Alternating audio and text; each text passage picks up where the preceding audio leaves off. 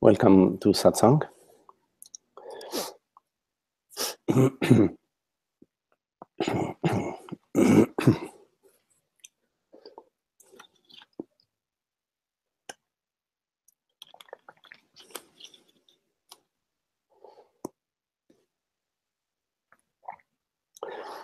So,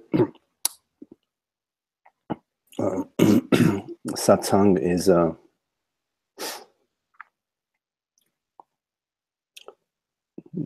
the path home, as well as it is home.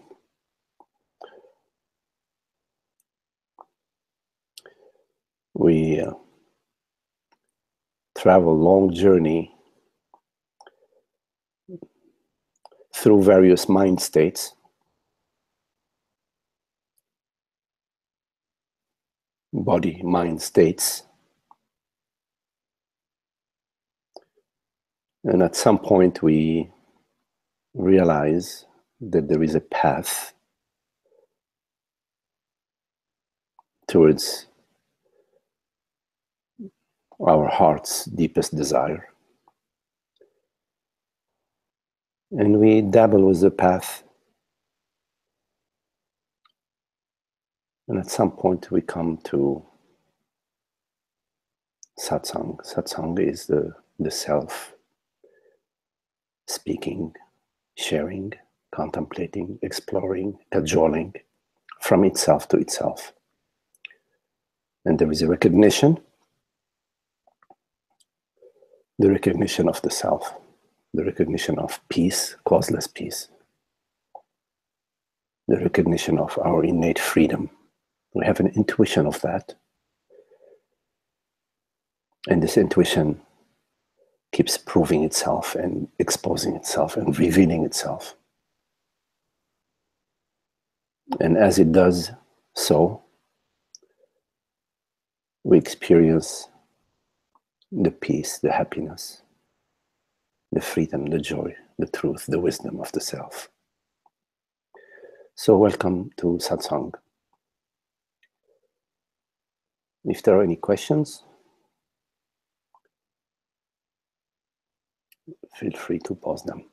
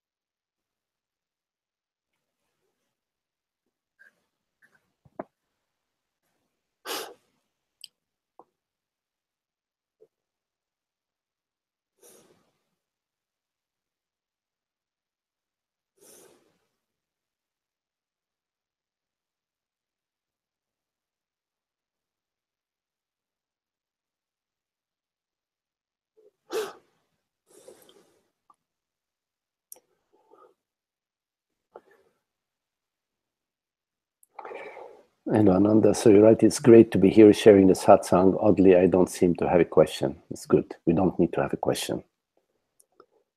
If there is a question that arises, it arises out of itself. It arises effortlessly. You don't need to have a question.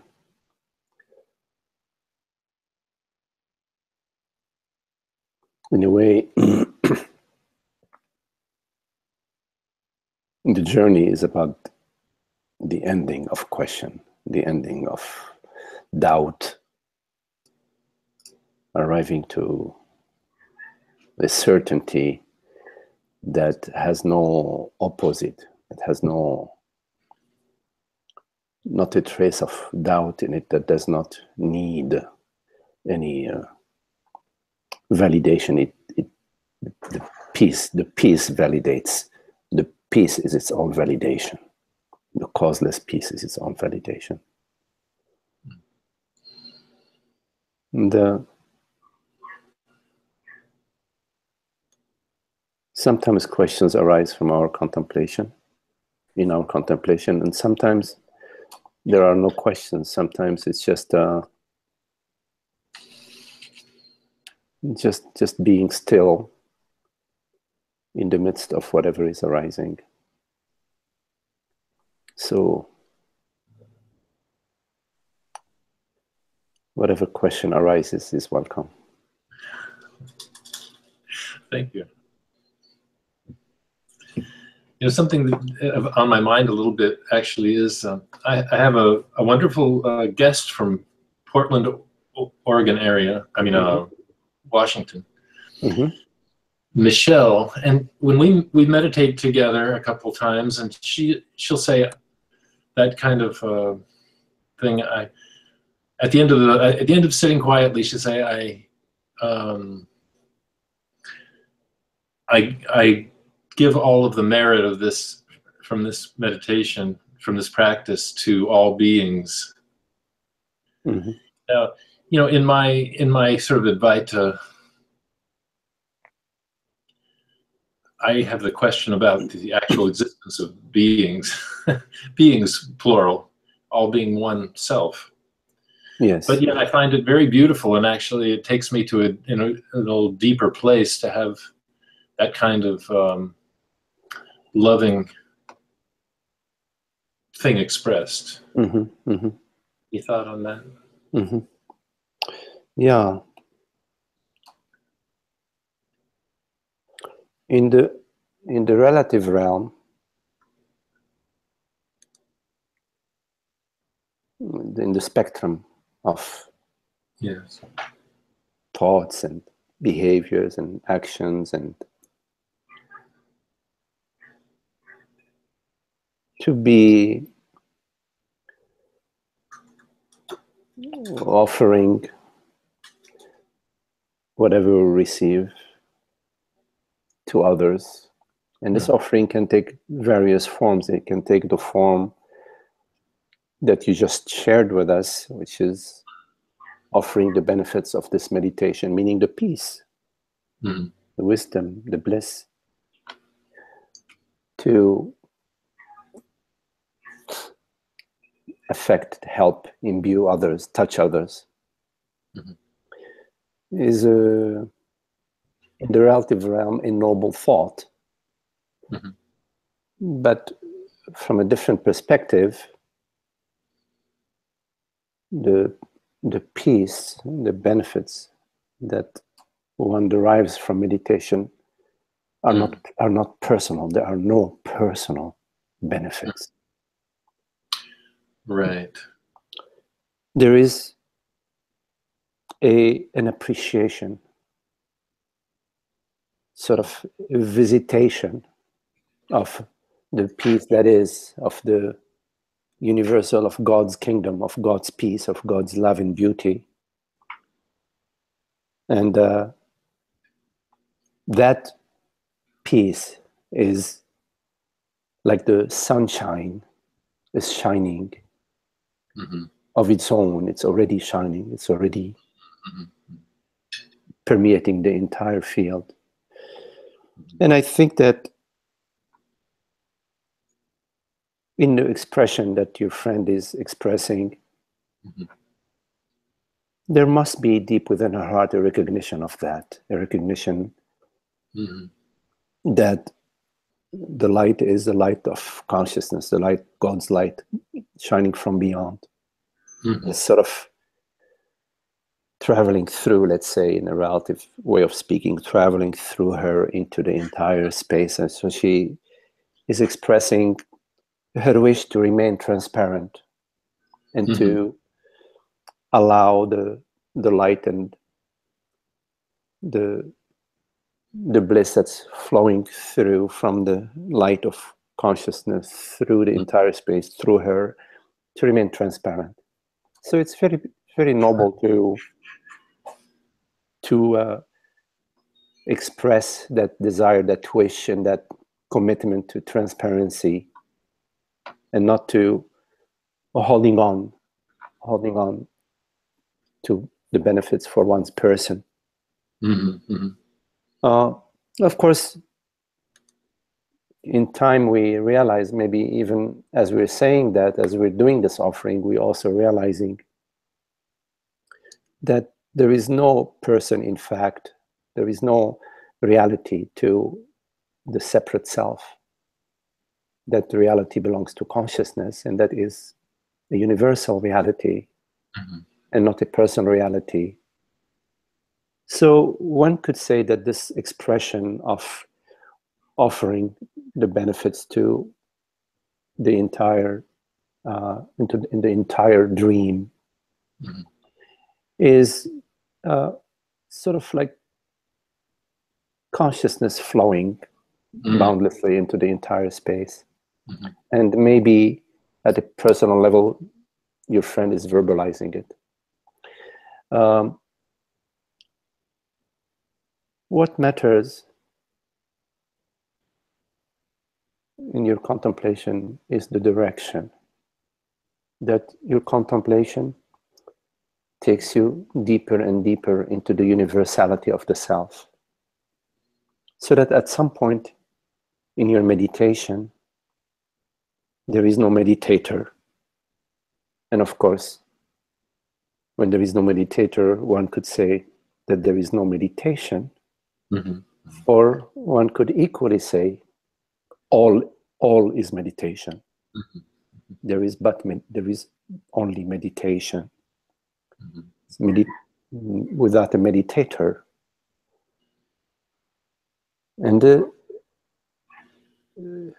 this ripening of the meditation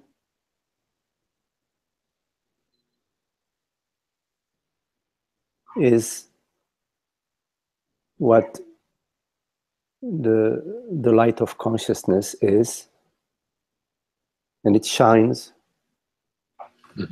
It's the light, it's the flame in everybody's heart, because in all of our hearts there is a little flame, which is our love for truth. In some cases it's not a flame, it's a fire, raging fire. In some others it's barely a spark. So I like your approach with your friend, that you are appreciating, because in appreciation there is no judgment, there is just sort of an openness to her expression.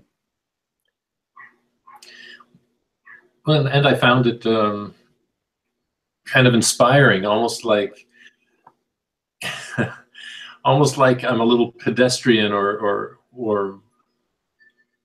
normal. I mean, it's like I tend to think of that I'm benefiting from my contemplation. I'm benefiting from feeling less angst and from, you know what I mean, from the resolution of all kinds of distress, and then to bring in the whole field seems nice.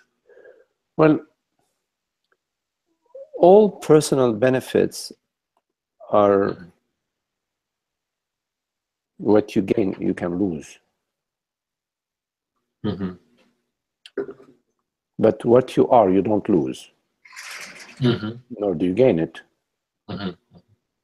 So when we are benefiting, it's a good opportunity to contemplate that. Like, am I really what do I mean by that? Yes. What is it? What do we mean by benefiting? Where is the benefit? I mean, and who owns this benefit? And who is taking credit for this benefit? I mean, there is only one goodness in the entire in the absolute, and that's the goodness of God. It's not your personal goodness. So God doesn't benefit. I mean, if God benefits, then there is a lack. There's a lack in God. Right. So it's not about benefit. It's about love. Love. In love, there isn't a benefit. It's a celebration. It's a maybe even there is even a devotion in the love, and a passion, the dedication. But it doesn't come from the mind. It comes from the heart. So you can't will it. You can only recognize it and celebrate it and say yes to it, to the love. So meditation is love in a way.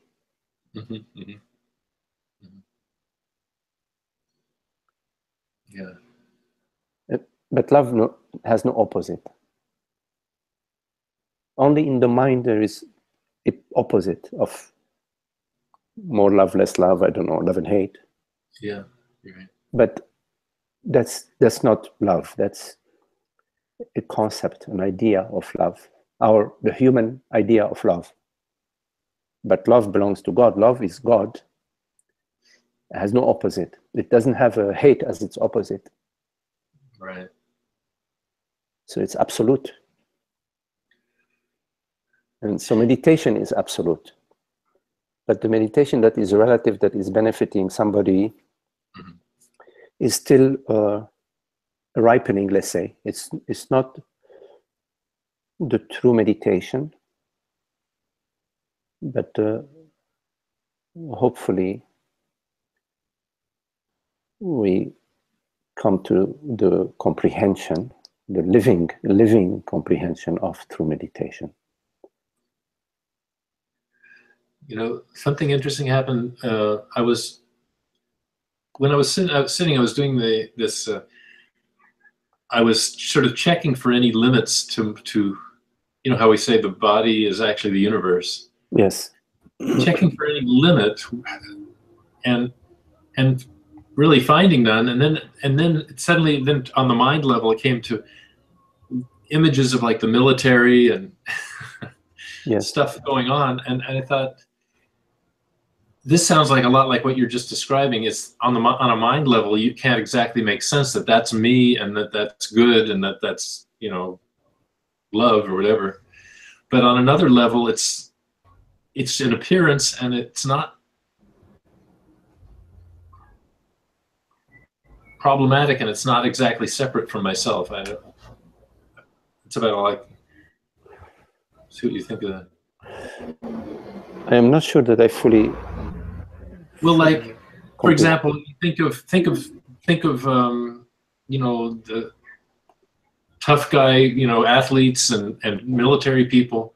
I don't personally resonate with that, and yet as I let go of the boundary of what's me from the rest of the idea that there's me and the rest and another rest of it, then I find myself accepting it in a more profound way, accepting it, but not relating to it. So there's two levels maybe at the same time. Yes, I see. You know, when the sense of separation of me dissolves or is dissolving, simultaneously the other is dissolving. Yeah. So the other in the military or into whatever, it still relates to me, something, me different, me. It still has that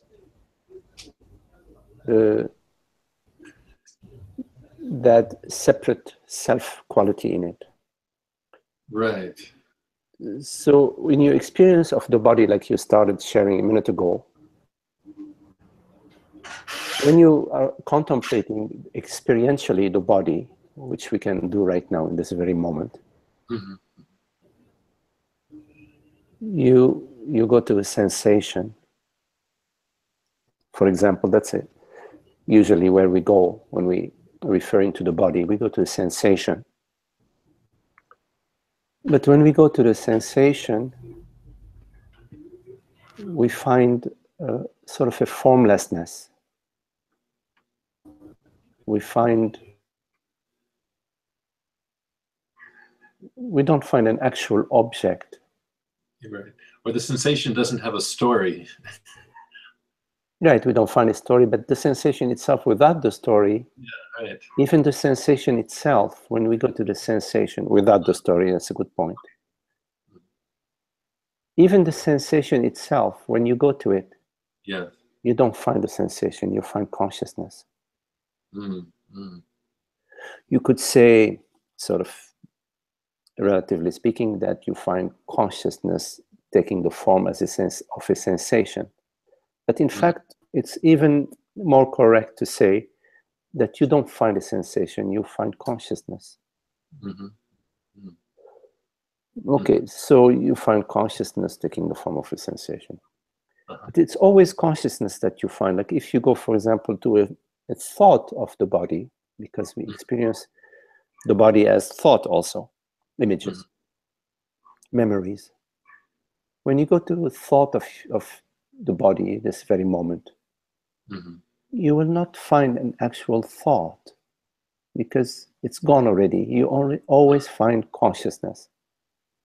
So your experience of the body, like you were sharing a few minutes ago, is just consciousness. And consciousness is non-phenomenal. It's non-phenomenal. It's not quantitative. It's not. Doesn't have phenomenal qualities. Yet, it's undeniably the undeniable reality. It's its own reality. So when you're experiencing the body and you come to consciousness, you come to the reality of consciousness. Then whatever thought arises of another, it just comes to the consciousness and dissolves in the consciousness. You don't leave the consciousness to experience another or think about another or imagine another. Right. Because as you leave consciousness, you are leaving yourself and you are creating a separate self. It's very subtle. It comes hand in hand with thoughts about others. Yeah, I see what you're getting at. You're going into a mind and interpretation realm. Yes. You separate yourself. When you separate yourself, then you have the other. You have the other people. You have your ex-girlfriend. You have your neighbors, etc.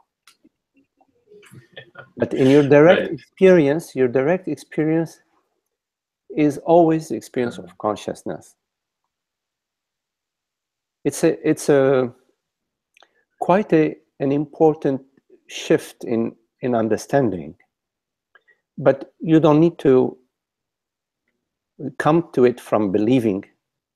You have to come to it from your own experience, that in this very moment, it is consciousness experiencing itself. Right.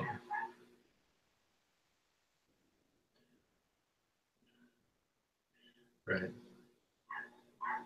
And in that experience, there is no duality. There is peace.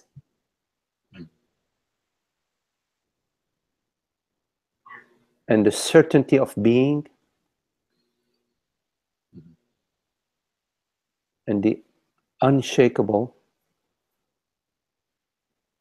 knowingness, beingness.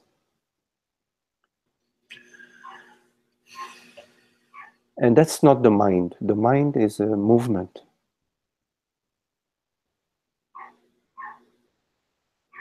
Right. It's always doing past and future. And me, me, past, future, him, her. Right. It's like it's got a Rolodex. Remember those?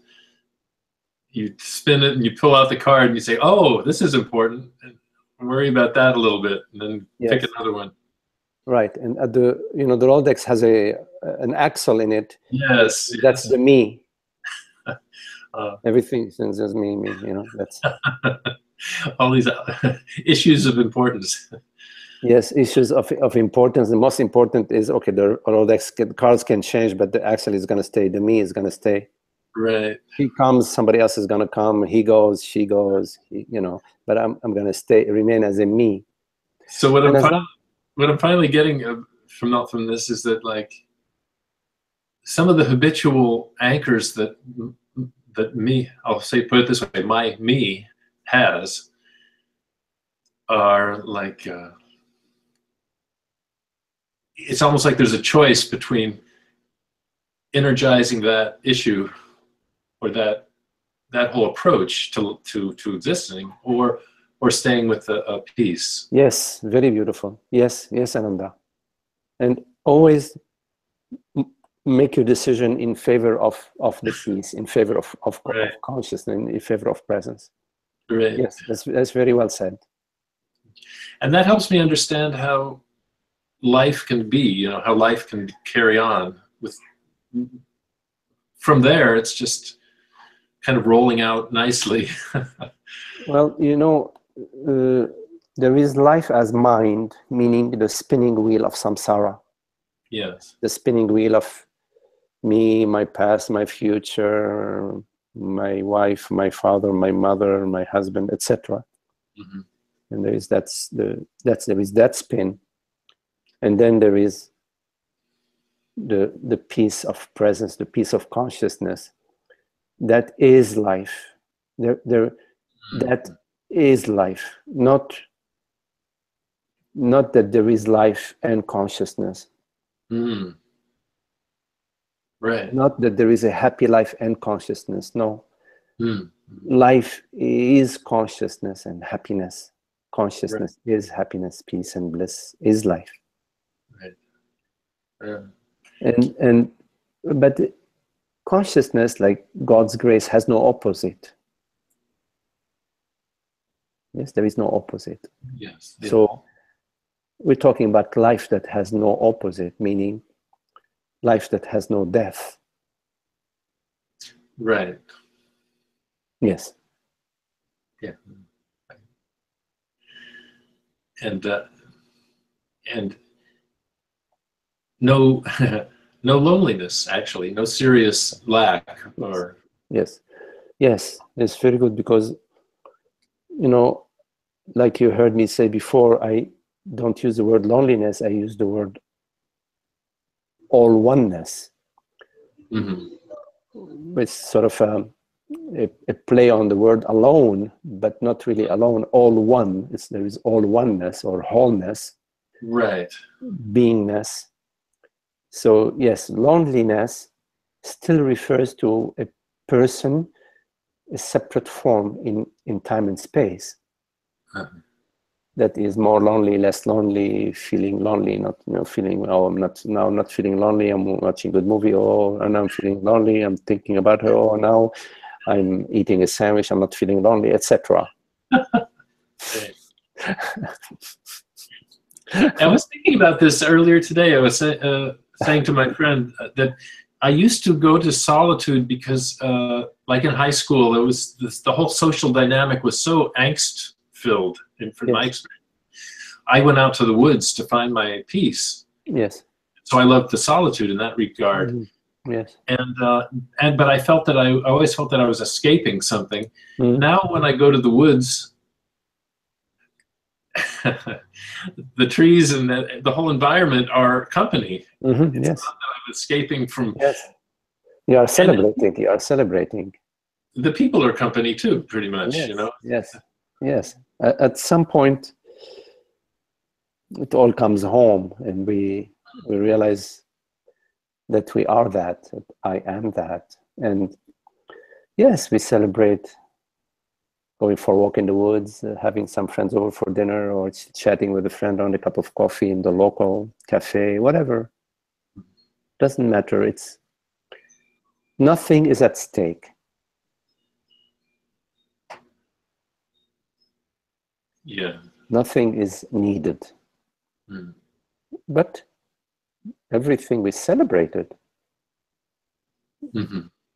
We don't need to celebrate, but we love to celebrate, and so we do it out of our freedom, Right. our happiness, Right.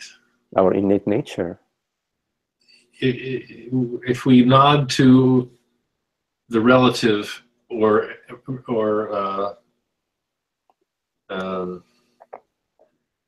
acknowledge it in some way, celebration is a nice way. Yes, yes, Like that. yes, yes, yes. Celebration and contemplation, celebration and contemplation, because contemplation is unending. Yes. Beautiful. Yeah. Okay, Ananda. Thank you very much. Yes, lovely to talk with you. Thanks.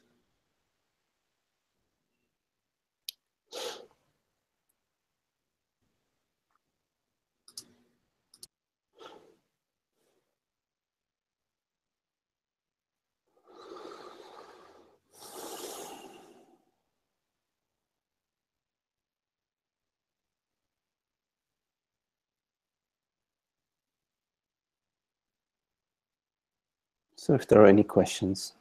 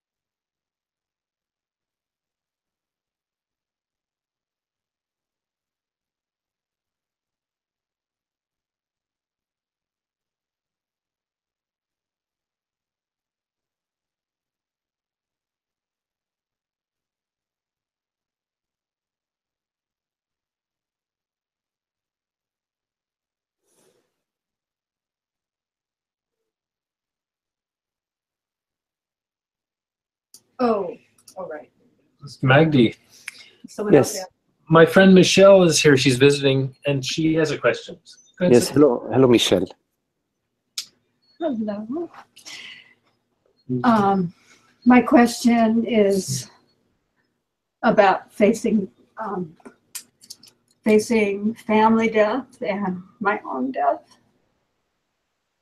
and just how you find the peace and how you deal with the fears and the separation. Yes. Yes.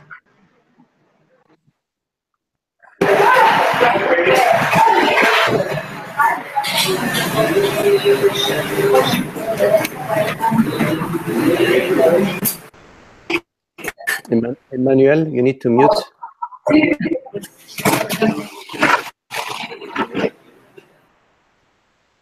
Thank you, Emmanuel. So, Michelle,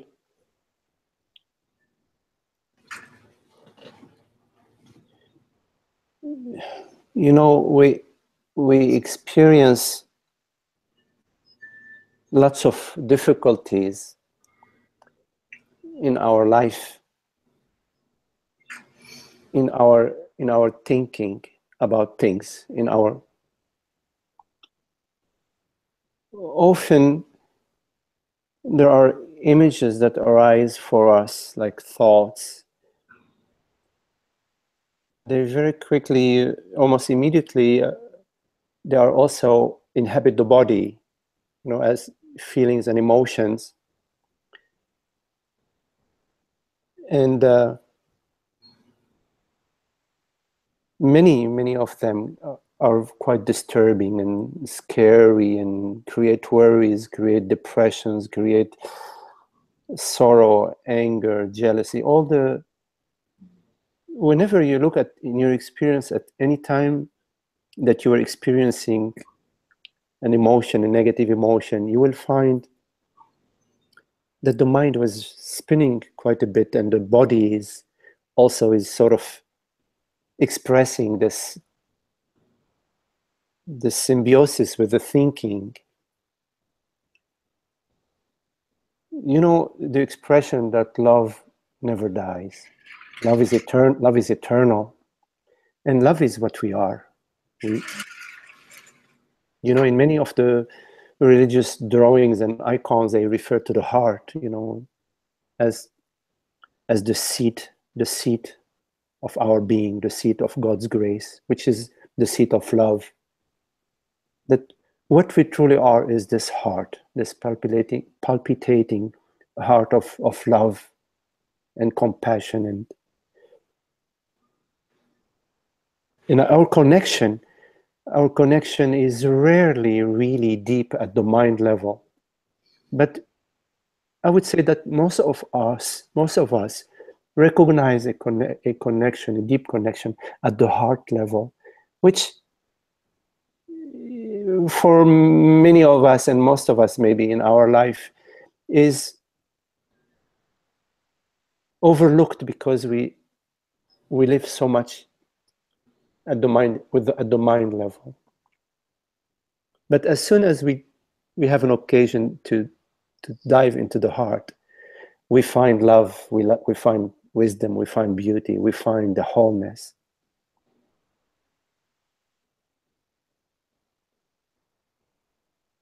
This impression of separation resides at the mind level. It does not reside at the heart. At the heart level, we never lose anybody. We never come and go. We are one. There is a wholeness, a oneness that defies the mind, because the mind is constantly perceiving separation, him and her, and is seeking forms. It believes that if only I have this or that or that or that, I will be happy. And you will find, like, if you look at your life, maybe your past life, or people around you, or even your family or friends, you will find that for most of us, that is the case, where we are we're quite almost like trapped, as if we are trapped in in the mind perceiving forms and objects and pursuing them or resisting them.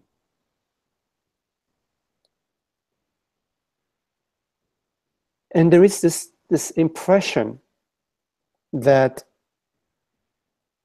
if I don't do that, I will die.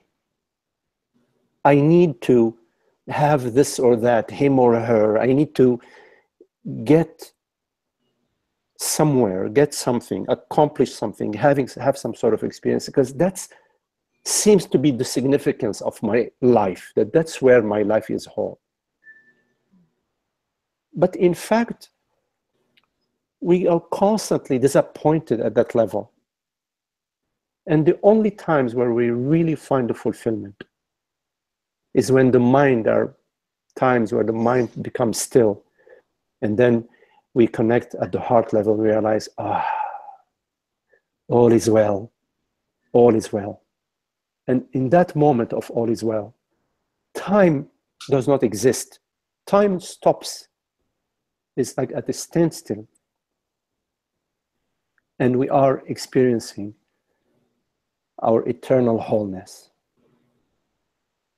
Your love for your dear ones is eternal, and their love is eternal. Love is not my love or your love. Love is what we are. Love is eternal. So in a relative sense, in a relative way of speaking, we could say, my love for you is eternal and your love for me is eternal. In a relative way. In a more absolute way, we could say, we are that love, and love does not die. Bodies die, mind, thoughts die, one thought after the other. Sensations, one sensation after the other. Perceptions, they're constantly, it's a flow, constant flow. But that's okay at that level, because that's what happens at that level. There is another level, which is the level of consciousness, of being. I'm not talking about being a man or being a woman, being a mother or a father. I'm talking as being as consciousness, as the formless self, as the infinite invisible. The reality of being, the reality of our experience is formless, the formless self. At that level, which is the reality of our experience in this very moment, in all moments, is not mortal, is eternal. It's not eternal as a form, it is eternal as the formless self, as the formless reality of consciousness. So the sorrow that you feel is a sorrow that will be healed in your understanding that what I am, what everything is immortal, is the self. What I truly am is not a body mind that comes and goes, because body minds come and go so many a second. But what I am is not the body mind. The cause of our sorrow, despair and depressions, is this mistaken identity. We mistake ourselves to be a form, to be a male form, a female form, while we are not the form that we perceive. We perceive forms, but we are not what we perceive. We perceive an oak tree, but we are not an oak tree. We perceive forms, but we are not the form. The belief that consciousness depends on a form, that I depend on what I perceive, is the source of a lot of sorrow. And in our contemplation, we contemplate whether this belief is a sound belief, because it may not be a sound belief. It's possible that it's a belief that when we look at it in a certain way carefully, we can realize, oh, it's not true. Like, no, there is no real Santa Claus. It's my dad who is wearing the thing, you know. I see that we like Santa Claus out there. But in that moment, in that moment of understanding, that belief is can no longer maintain itself. So what we need to come to understand is, what am I truly? Not what am I, what I inherited, because we all inherited, you know, my name is so and so, I'm born in such and such a country, my brothers, I can tell you stories and stories and stories, and I can entertain you and feel so important, or make you feel very sorrow for me. You know, we know these games, you know, oh yeah, oh, you know, this happened to me. Not to know yourself is not about a story, about some body mind. Knowing oneself is knowing oneself in this eternal moment of being.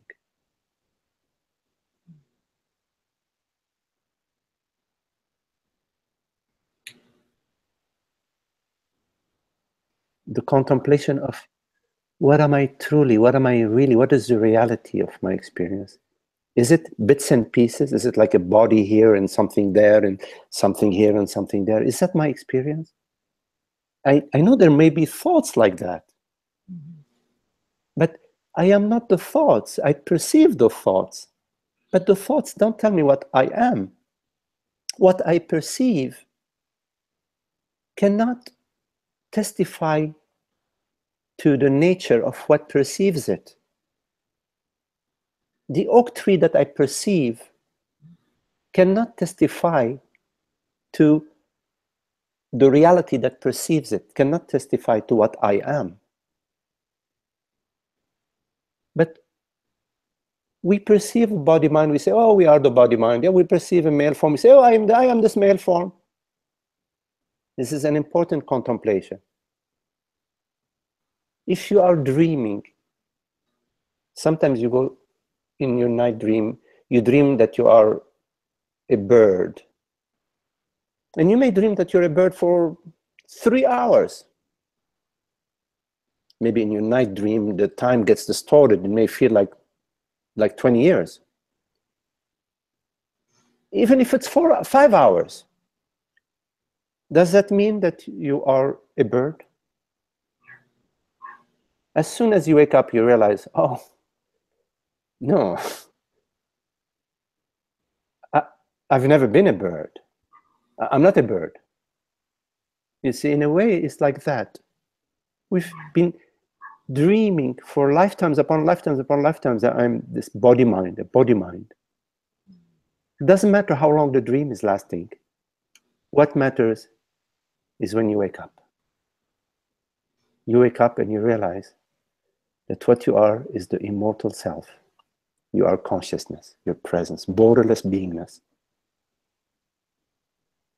And in time, you will come to realize that all is that. All is this aware, awake presence. All is God. All is absolute. All is reality. And your sorrows will come to an end.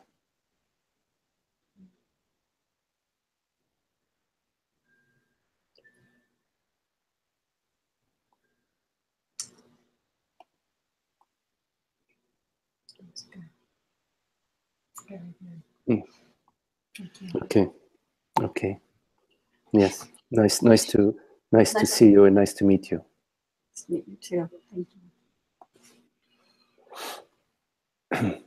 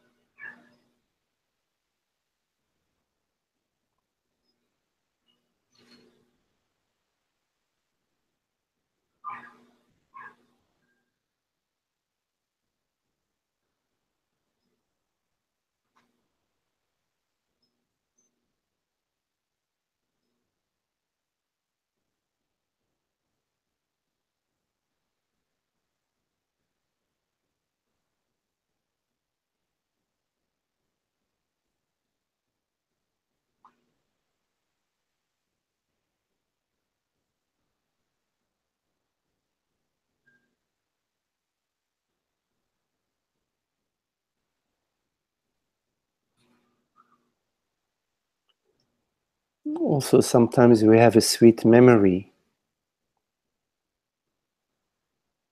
of a dear friend, and there is a sweetness to that memory, a tenderness. It's beautiful. It's very lovely. Yes. We Yes. recognize their beauty. We recognize their love. We feel a tenderness in our heart. It's very beautiful.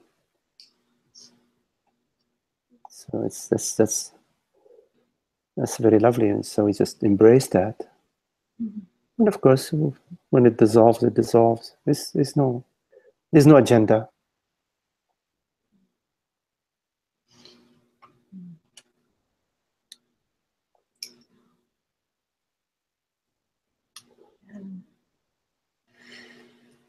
I mean, obviously, is that me? As you connect more to your true self, the fears Yes. away also. Yes. Absolutely. And you know, in this journey, Michelle, once we embark on this journey, it's a journey of love. We keep falling more and more and more in love. It's just keep falling deeper and deeper in love. It's like our arms just become wider and wider, embracing everything. Yeah, it's a very beautiful journey, and it's a journey of appreciation, gratitude, sharing, listening. It's a journey of love, and it delivers what the journey is. It delivers the love that we are. It's sort of, the love is there. It's sort of, the clouds become thinner and thinner. The veils become thinner and thinner, and our heart becomes more and more tender and more buoyant, more and more palpitating. And we become less and less affected by the events, because they become more and more transparent. So the events sort of arise, the thoughts, the feelings, the sensations arise without meeting an opposition, without needing to line up to our agenda. It's a natural flexibility and natural relaxation, I would say, into being. And at the same time, a recognition that all is well, that what I am is not subject to phenomenal conditions. What I am, consciousness, is complete freedom and being and love and the shining light of being. That recognition just keeps, the aroma of it keeps expanding, the perfume of it keeps emanating. And it's very lovely. The causeless peace of being, our innate freedom, that doesn't depend on any condition. So there is a ripening of this understanding, and the living experiential maturing of this understanding in our being, in our entire being.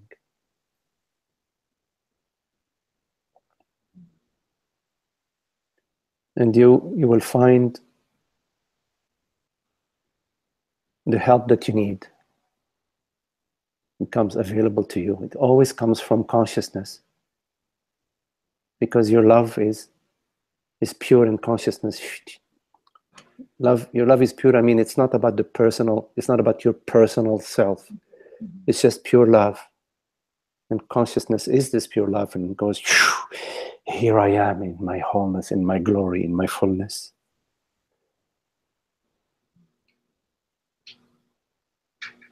You will find more and more synchronicity in your life, more and more small miracles that are happening. Initially, they seem to be coincidences. Then you realize, no, they're the miracle of consciousness that's expressing itself to you out of your pure wish, your impersonal wish for love, for freedom.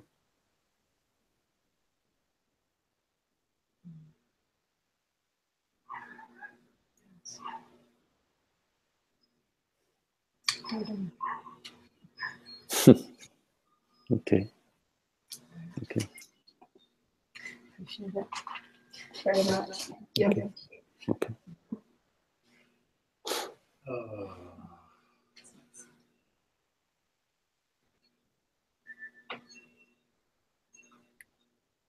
So, are there any questions? Anybody?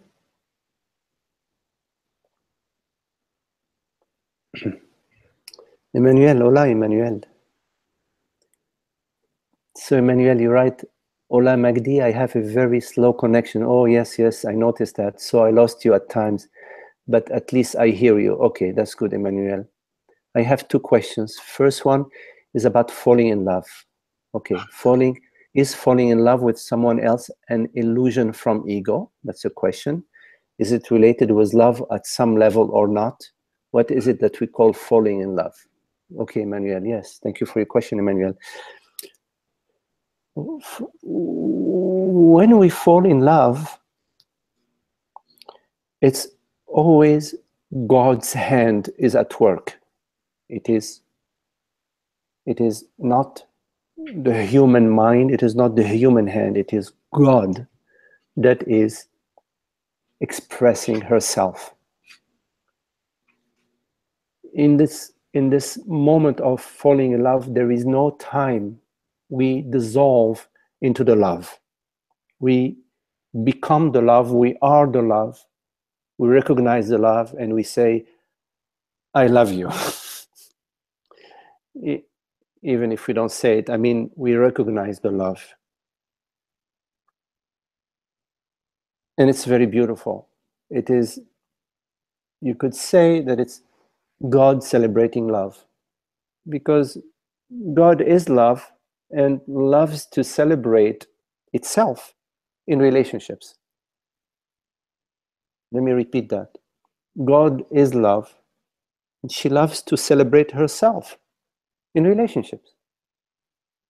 Or sometimes you're looking at a sunset or looking at a flower and you're in love, meaning you are absent as a person. And in that moment, there is the beauty, the glory, the magnificence of God, of consciousness. So falling in love is God's celebration. The question is, what spoils it? What spoils it? What spoils this love, this beautiful love? Because we know in our experience, and we all know that we've fallen in love, and I don't know, sometime later, it just turned into a real disaster. I had my condition, I had my hopes, she had her conditions, she had her hopes, or our partner had their conditions and their hopes, they had their demands, and all of these start to surface. Slowly, they start to surface. They surface on this end, they surface on the other end.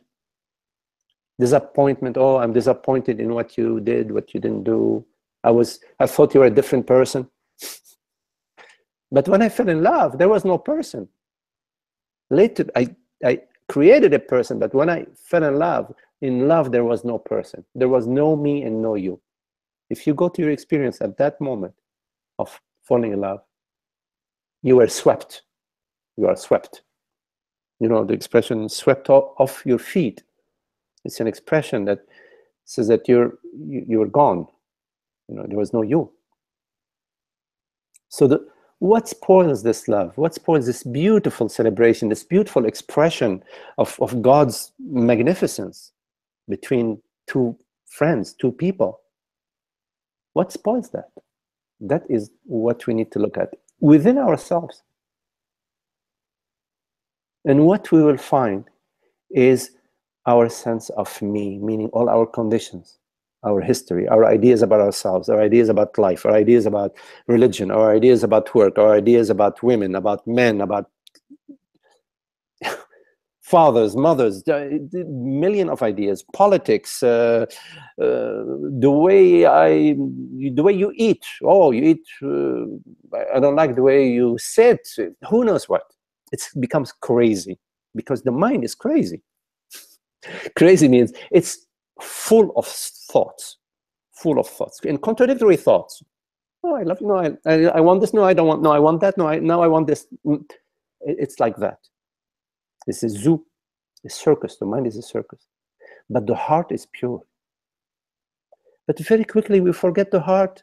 We become immersed in the mind, and then we weave stories. We weave a story about you, a story about me. You or me as what? As a person. I weave an image, and I have an image of you. And the other person has an image of me and an image of themselves. And these images are constantly changing. So not only I have an image of myself and an image of you, but my image of myself is changing. But the way it changes, I'm always good and you're bad. And my image of you is changing. You're bad, but you're getting worse. Hopefully you're getting better. Anyways, it's a zoo. So what is the way out of that? Imagine that you fall in love and you don't fall out of love. Meaning, whenever the mind arises saying this and that about him or her, you just, all the windows and doors are open, these thoughts flow right through. They don't land. You don't hold on to these thoughts. You don't weave. You don't use these thoughts as a thread to weave a story. Imagine that you are not weaving a story. Not a story about yourself, not a story about the other person. No conditions, no judgments, no expectations. Some people, I remember, have told me, how can you be in a relationship without expectations?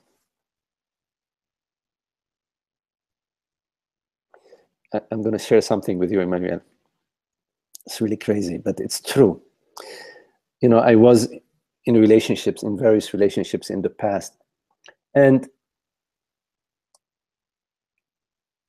at some point, I got into a relationship with another person. And she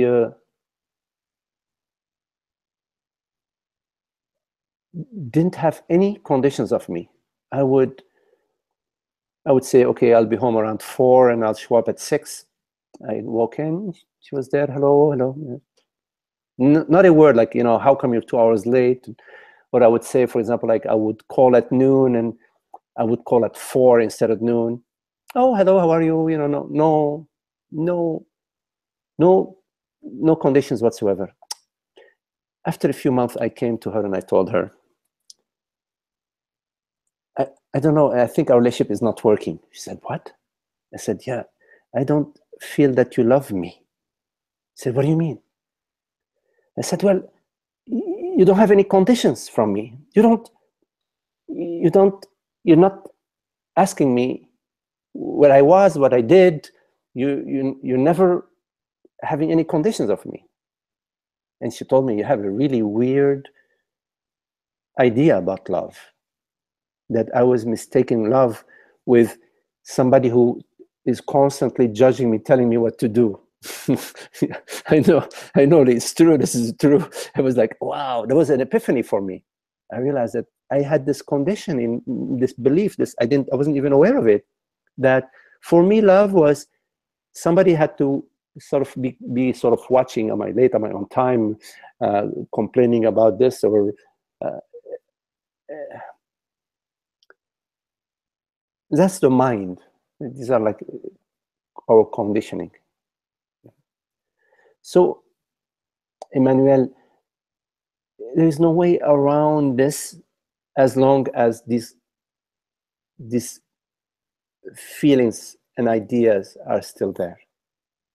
And these feelings and ideas, these conditions, the reason why in a relationship I want you to do this and that and that and that, because I don't feel peace within myself. I don't feel whole fulfillment within myself. So I want you to fulfill me via, I have all my conditions. But if I'm completely fulfilled within myself, I just can enjoy you as you are, your freedom to be as you are. But the prerequisite for me to be able to celebrate and enjoy your relationship with you as you are is by not having any need for you to fulfill me. I have to find the fulfillment within myself. And as long as you have the belief that you are a person, you already have limited yourself. You already have infected yourself with the thorn of mortality, the fear of death. The vulnerability, you have identified yourself with the vulnerability of the body. And you don't like this vulnerability. So you want your partner to save you, to help you, to make you feel good. Because deep down, you are not feeling good. You get irritated and you project these irritations onto your partner. I'm not saying you're doing that. I'm speaking in general, Emmanuel. I'm not talking about, how things are for you. I'm just speaking globally. And the other person may be doing the same. So in Advaita, in the non-dual contemplation, we are contemplating the root source of our unhappiness. The root source of our unhappiness is this belief that I am a man or a woman, this forgetfulness that I am love, that I am consciousness, that I am that. This forgetfulness is replaced with an identity, a body-mind mortal identity.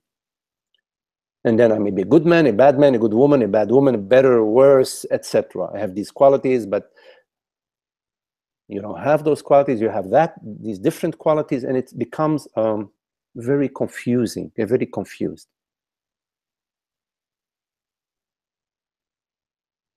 So a relationship is a celebration. It's a magnificent celebration. But when we attach ourselves to it, we say, oh, I need you, I must have you, I don't go away. What sort of celebration is that?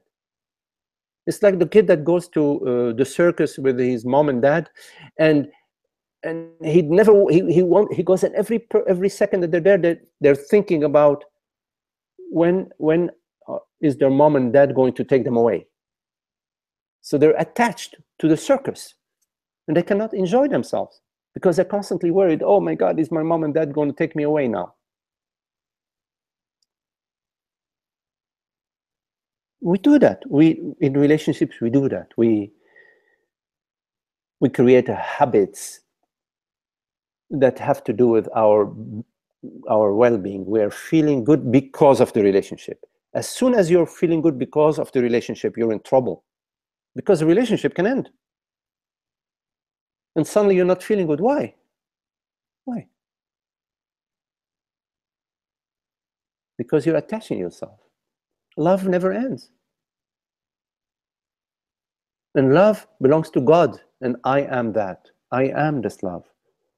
You know what they say, God created man in his own image or whatever, something like that. That God creates only God-like. God doesn't create garbage. The mind is creating all this garbage.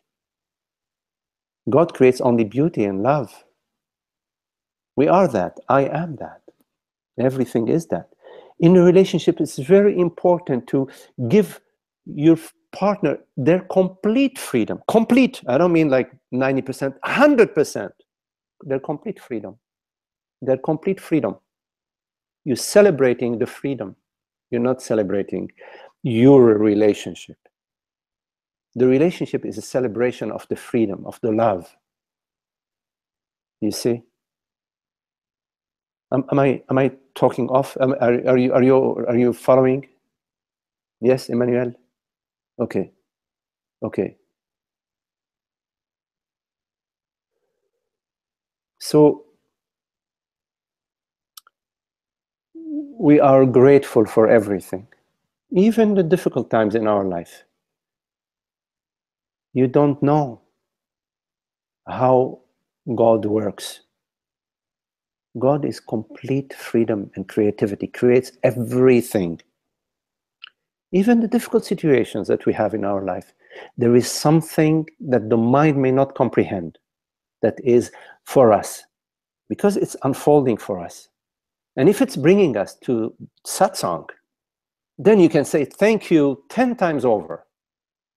You say thank you 10 times over because it's bringing you to satsang. There is no better destination. Of course, sometimes it takes you to the psychiatrist. It's good for the psychiatrist.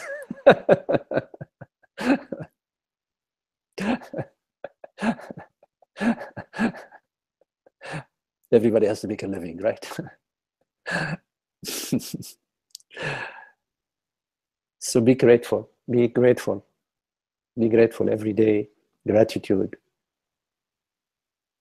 And contemplate the self, contemplate the reality. The reality, what am I truly? You have never been a mortal form. That's a belief system and a feeling system. It is not what you are.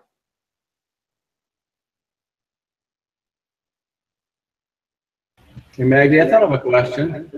Yes, hello, Lee. How are you? Good. My volume okay? Very okay. Okay. You were talking about how God creates everything. And I, understand that basically this me that I think that I am doesn't really create anything at all. And I'm almost in a way like a robot that just moves through life and God's doing it all. And I also understand sort of that, everything is God's will. Oh, no, we are one. I am one with God. There's no separation there. The true me awareness is that. Mm-hmm. The creation part, it's a little hazy for my understanding how, because I don't create anything, but I'm one with the creator, and that seems like two sort of, and I don't know if that question makes any sense, but that's still a little bit of duality there, isn't it? Mm-hmm. Well, right now, you expressed the thought. Yes? Yeah. You perceived the thought, right? You expressed it. Yep. That thought arose within you, to you. Yes? Yep. Yes. And it arose from you. Yes. But it arose from God, from universal reality. Yes? Yes. Because that's all there is. And it arose from you. Yes. But the you, that's undefined. Okay. Now there is a thought that may arise that says, I am Lee. Mm-hmm. But that thought that says, I am Lee, does not know what you truly are. Right. Only I know what I am. the thought does not know what I am. I know what I am. Yes? Yes. And I know that the I is before the label male or female. Right. And I know that the I is before the name Lee. Yes? Yes. And I know that Lee is a form that I perceive, a name, an image. Yes? Yep. But I also know, if I look carefully, that I is formless. Mm-hmm. I perceive a form, but I am formless. Right. Yes. Yet, I perceive the form. Yes? Yep. Now, that thought I perceive, is it not made out of my perception? Yes. It's one thing. So the I that perceives the perception and the I that perceives the perception are one. Yes. Given that they are one, therefore the perception, the substance of this perception is I. Mm-hmm. So I am perceiving something that's arising within me as me, Mm-hmm. which we call thought. Right. And I'm experiencing it within myself. Yep. Is that not creation? That's creation. That's I what, guess that's totally creation. I guess it's just the mind wants to see creation through its perspective, and it's not through its perspective at all. It's still creation, though. the mind. When we say the mind, we are referring to thought. Yes, it's not actually, there's no mind. I am perceiving my thought of that. Right. Let's stay with the mind. By the Yeah. mind, we refer to thought. Yes. Because in the absence of thought, there is no mind. Right. Yes? So, by mind, we refer to thought. Mm-hmm. And you said the mind does not want to experience it from its own perspective. Something like that. It kind of wants to understand it, but Right. that's just another thought The mind wants to being understand. created by the eye. Right. Now, the mind wants to understand it. That's what you're Yes, saying. yes. Now, the mind is a body of thoughts. Mm-hmm. A thought is perceived. Right. You understand the thought. The understanding doesn't belong to the thought. It belongs to you. Right. So how can a thought or a body of thought understand anything? Can't. The understanding belongs to I, consciousness. Yes. You follow? Yes, totally. So this whole idea about the mind wants this and the mind's perspective and the mind has its own, all that is, we use this language in pedagogic, in teaching, Yes. but it's important at this point, Yes. I raise the question, for you to understand that understanding does not belong to the mind. It belongs, Understanding cannot happen at the mind level. it belongs at consciousness level. Yes. Yes. That's very good. Because, yeah, I mean, it's all just, you use, I guess teachers use that language to point, but it does. It can solidify it a little bit, but I understand exactly what you're saying. Yes. Yes. So that's perfect. The teaching, Lee, is a body of teaching. It's Yes. not to really get the flavor and the, let's say, the full understanding. It's important to comprehend many aspects of the teaching, because the body of pointers that are being shared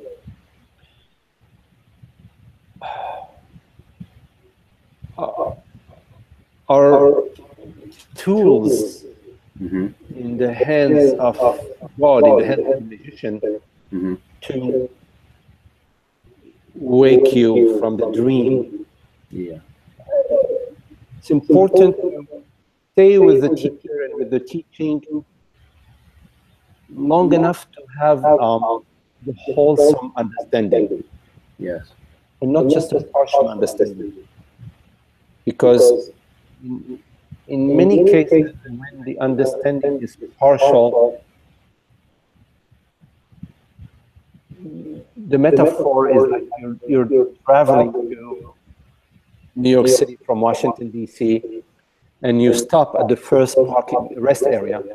You turn off your engine, and you're going to New York City, right? Don't forget. You turn your engine, you set up your tent, and you're living there. You're not going to get to New York City that way. Right. You need to keep traveling.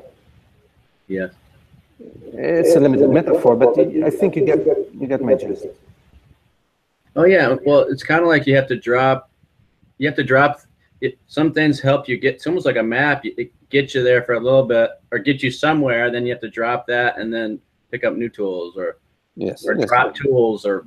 Yes, I know what you're saying exactly about the mind. It's clear that, very clear what you said. There is also, Lee, the silent teaching of presence. To the presence with the teacher, the presence with the guru, the presence with the self. There is a silent teaching that comes from the victim. Yeah, and we talk about this and we try to understand, and the farther we go, the more I see, and the more able I am to touch that silent teaching as well. Too. It's kind of like it's hard to explain, but I got you. Yeah, you can touch it more the farther you go, and I understand fully what you mean about it's dropping. This whole thing's about dropping things. It's not about adding anything. Right. But we have to add some things along the way for tools. Yes. But we have to drop those too. Absolutely. There is a metaphor of using a thorn to remove the thorn, and then once that's done, then thorns are removed. Right. Yeah, and you hear these things, but you understand them more as you go along. Yes, beautiful. Yeah. The journey is made out of infinite insights. Too many to count.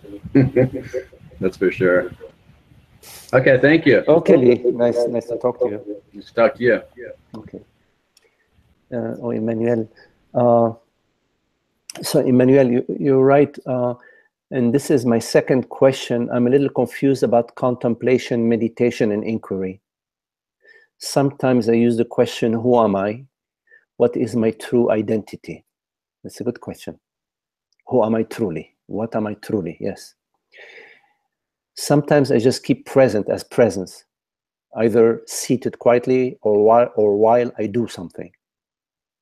And sometimes I need to contemplate the sensations that arise in the body, because they are very strong. And it isn't possible for me to contemplate. What am I, or being present? So first of all, I have to contemplate the sensation without judgment, yes. And after a while, a peaceful space arises. Do I have to follow all the time the same line of contemplation, or it can change depending on the moment? Yes, Emmanuel, it can change depending on the moment. What you are describing, all of it is very good. That sometimes you ask a question, what am I? But the question, it arises when it arises of its own. You know, what am I truly? What is it? What is my true identity? What is the reality of my experience? Yes. So there has to be love and interest in your question, not just a habitual, not a repetitive mantra. Like, no, there has to be some passion behind your question. And sometimes just to stay in presence, yes, seated quietly, or while you do something. Presence, you know, when you sit in presence, that brings the peace, that grounds you, brings the peace. Then you know that you are sitting in presence, because sitting in presence has that quality of peace, of sort of sinking into being. So it is that's the quality of sitting in presence. And sometimes you contemplate the sensation without judgment. Yes, when the sensations arise and they are loud, or maybe even not so loud, this is your opportunity to experiment with just the stillness, with being non-judgmental, being transparent, keeping your windows and doors open, and it's not trying to keeping your windows and doors open to get rid of the sensation. No, just because our nature is openness. What you truly are is openness. So the windows and doors actually are no windows and doors, but metaphorically speaking, the windows and doors are open because that's how it is.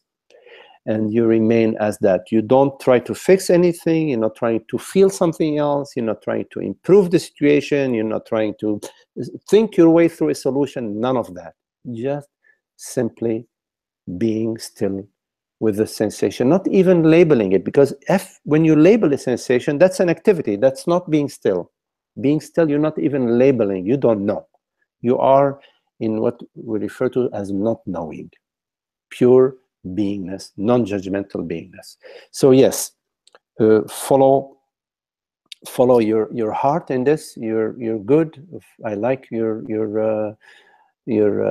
question, and I think you are on the right track. Okay, everybody, thank you very much. Very lovely to be with you. Thank you for your love and your friendship. Thank you. Very nice. Okay, we'll see you soon. Okay.